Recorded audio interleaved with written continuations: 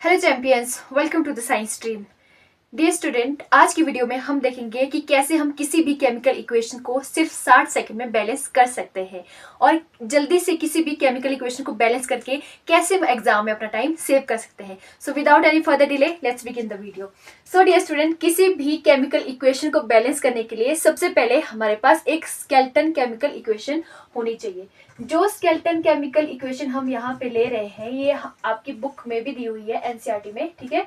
Fe plus H2O, ठीक है, Fe3O4 plus आपकी हाइड्रोजन, ठीक है। ये हमारे पास एक स्केलेटन केमिकल इक्वेशन है।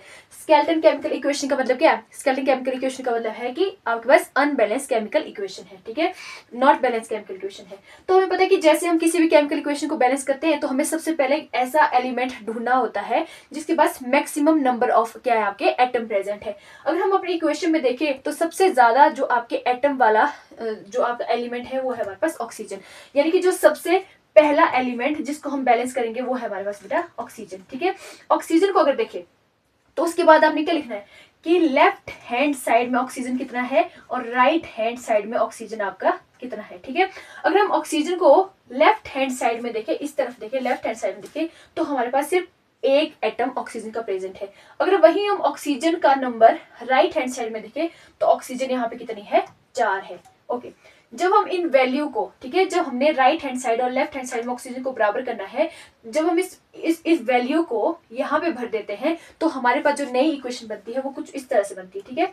वो बनती है हमारे पास Fe प्लस, ठीक है, हम किसको बैलेंस कर रहे हैं, ऑक्सीजन को बैलेंस कर रहे हैं। कहाँ पे बैलेंस कर रहे हैं, कहाँ कमी कहाँ है, लेफ्ट हैंड साइड में, यानी कि जो नया नंबर है वो कहाँ लिखेंगे हम लोग, हम लिखेंगे उसको लेफ्ट हैंड साइड में, ठीक है। और आपका Fe3O4 और आपका H2।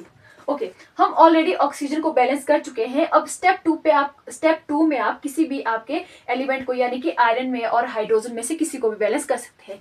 तो चलिए, जो दूसरा एलिमेंट हम बैलेंस करेंगे वो लेते हैं हम लोग आयरन, ठीक है। आयरन के लिए भी आपने सेम ही करना है। आयरन के लिए भी आपने देखना है कि लेफ्ट हैंड साइड में Fe के कितने एटम है और राइट हैंड साइड में, यानी कि एरो के लेफ्ट हैंड साइड में, एरो के राइट हैंड साइड में आयरन के कितने एलिमेंट प्रेजेंट है। अगर हम आयरन के लेफ्ट हैंड साइड में एलिमेंट देखे, आपके एटम देखे, एक एटम आपके आयरन का लेफ्ट हैंड साइड में है और वही राइट हैंड साइड में आयरन के कितने जो आपके एटम है, 3 एटम है, ठीक है।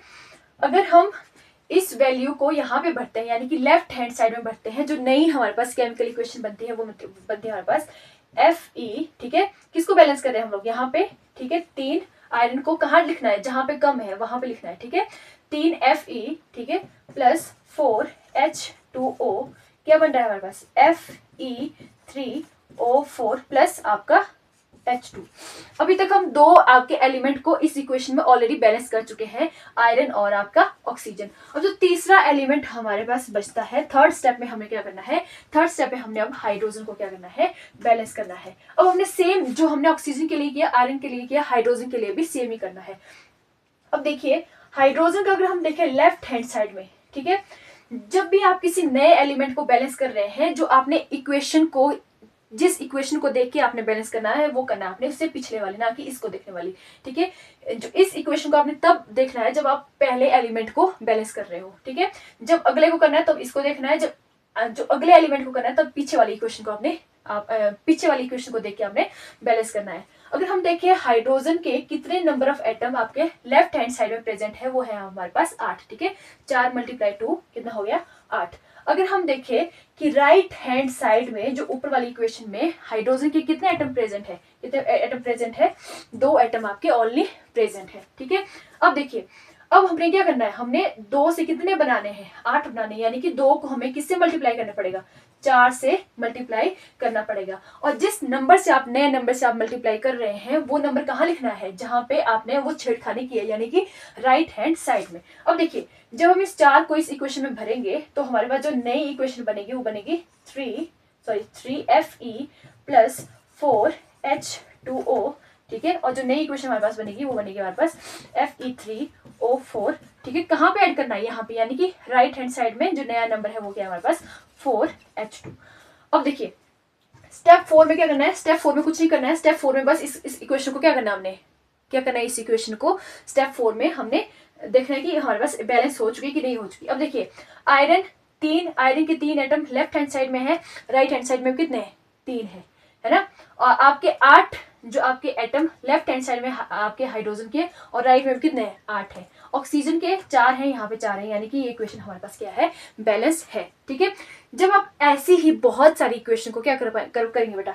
बैलेंस करेंगे, इनको बैलेंस करने की प्रैक्टिस करेंगे, तो क्या होगा आपके पास? हमारे पास क्या होगा कि आप कि इतनी ज्यादा फिर आपकी मास्टरी हो जाएगी किसी भी इक्वेशन को बैलेंस करने के लिए। ठीक है, तो आप बिना ये सब किए हुए भी इक्वेशन को बैलेंस कर सकते हैं। ठीक है, ये कब होगा? अगर आपको इक्वेशन बिल्कुल भी बैलेंस करनी नहीं आती है तब ये नहीं होगा। ठीक है, आपको बहुत ज्यादा प्रैक्टिस करनी पड़ेगी इक्वेशन को बैलेंस करेगी, तो आप ये यहाँ पे भी इक्वेशन को क्या कर सकते हैं बेटा? बैलेंस कर सकते हैं। कैसे? अब देखिए यहाँ पे इस इक्वेशन में कैसे आप बैलेंस कर सकते हैं। ठीक है, अब देखिए सबसे पहले हमें पता है कि किसको बैलेंस करना है। सबसे पहले उसको एलिमेंट को बैलेंस करना है जिसके सबसे ज्यादा एटम है। देखिए यहाँ पे जो आपके ऑक्सीजन के कितने एटम है? 4 है। यहाँ पे कितने हैं? 1 है। तो यहाँ पे कितना आएगा? 4 आएगा। ठीक है, अब देखिए अब दूसरा एलिमेंट है हमारे पास आयरन। आयरन यहाँ पे कितना है? 3। यहाँ पे कितना है? 1। तो हम इसको भी 3 बना देते हैं। अब ये क्या हो चुका है? बैलेंस हो चुका है। अब हाइड्रोजन देखिए यहाँ पे 8 है, यहाँ पे कितनी है? 2 है। ठीक है, यहाँ पे क्या लिख देंगे? 4 लिख देंगे। अब यहाँ पे जो हमारी इक्वेशन क्या हो चुकी है? बैलेंस हो चुकी है। आप एक ही स्टेप में इक्वेशन को बैलेंस भी कर सकते हैं। ठीक है, लेकिन आप तभी कर पाएंगे जब आपको आपके बेसिक क्लियर हो, अगर आपको पहले वाला अच्छे से प्रैक्टिस हो। जब आप बहुत ज्यादा प्रैक्टिस करेंगे तो आप ऐसे भी इक्वेशन को बैलेंस कर सकते हैं। ठीक है, अब ऐसे भी कई स्टूडेंट होते हैं जो बोलते हैं कि हमें ये वाली जो आपकी इक्वेशन है मतलब ये वाला तरीका जिनको समझ नहीं आता है। एक और तरीका बताती हूँ, जिसको यहाँ तक तरीका समझ आ गया, ठीक है, बहुत अच्छी बात है। जिसको ये वाला तरीका थोड़ा बोरिंग लगता है और आसान तरीके जो ढूंढ रहा है, उसके लिए मैं एक और तरीका बताती हूँ। ठीक है, हम इसी इक्वेशन को, है ना, इसी इक्वेशन को बेटा हम क्या करेंगे? किसी और तरीके से क्या करेंगे? हम लोग इसको सॉल्व करने की ट्राई करेंगे। ठीक है, ओके, वो भी अच्छा तरीका है। वो डिपेंड करता है कि आपको कौन सा तरीका समझ में आ रहा है। ये हमारे पास इक्वेशन है, सेम इक्वेशन हमारे पास है। अब देखिए जो ये मैं तरीका आपको बता रही हूँ, इसमें भी क्या करना होता है? इसमें भी आपके 3 स्टेप होते हैं। 3 स्टेप होते हैं। स्टेप डिपेंड करते हैं कि कितने आपके पास नंबर ऑफ एलिमेंट प्रेजेंट है। तो ये जो तरीका है, इसमें सबसे पहले आपने बैलेंस करना होता है मेटल को, उसके बाद बैलेंस करना होता है आपने ऑक्सीजन को, और उसके बाद आपने बैलेंस करना होता है आपके पास हाइड्रोजन को। ठीक है, चलिए इस वाले मेथड को अप्लाई करते हैं। ठीक है, ये उनके लिए है जो किसी और मेथड को ढूंढ रहे, पहले वाला उनको समझ नहीं आया। अब देखिए सबसे पहले हमारे पास बेटा यहाँ पे क्या है? मेटल कौन है हमारे पास? हमारे पास जो मेटल है सबसे पहले वो है हमारे पास आयरन। ठीक है, इस मेथड को अप्लाई करने के लिए आपको मेटल पहचाननी आनी चाहिए कि मेटल कौन सी है। अगर आपको नहीं पता है तो आप पहले वाला जो मेथड आपको प्रेफर कर सकते हैं। अगर जिनको पता है कि मेटल कौन सी है, नॉन मेटल कौन सी है, हाइड्रोजन ऑक्सीजन का तो सबको पता ही होता है। ठीक है, अब देखिए सबसे पहले हमारे पास आयरन है। सबसे पहले देखेंगे तरीका वही रहेगा आपका कि आयरन आपका लेफ्ट हैंड साइड में कितना है और राइट हैंड साइड में कितना है। अब देखिए अगर हम आयरन को लेफ्ट हैंड साइड में देखें तो हमारे पास कितने नंबर ऑफ एटम है? 1।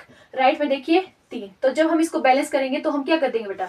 हम कर देंगे जो आयरन को यहाँ पे कितना लिख देंगे? हम 3 लिख देंगे। हो गया आयरन बैलेंस। ठीक है, मेटल हमारे पास इक्वेशन में बैलेंस हो चुकी है। अब दूसरे है हमारे पास ऑक्सीजन। अब दूसरे में हमें किसको बैलेंस करना है? ऑक्सीजन को बैलेंस करना है। हमारे पास है ऑक्सीजन। ऑक्सीजन देखिए, ऑक्सीजन हमारे पास लेफ्ट हैंड साइड में कितनी है? 1। और राइट हैंड साइड में कितनी है बेटा? राइट हैंड साइड में कितनी है? 4 है। जब हम ऑक्सीजन को क्या करेंगे बेटा? बैलेंस करेंगे। ठीक है, लेफ्ट हैंड साइड में 1 है, राइट हैंड साइड में 1 है, तो हम यहाँ पे क्या लिख देंगे? 4 लिख देंगे। ओके, 4 लिख दिया। अब जो तीसरा है हमारे पास वो है हमारे पास हाइड्रोजन। हम ऑलरेडी मेटल को बैलेंस कर चुके हैं, ऑक्सीजन को बैलेंस कर चुके हैं और हाइड्रोजन को ऑलरेडी हम लोग बैलेंस कर चुके हैं।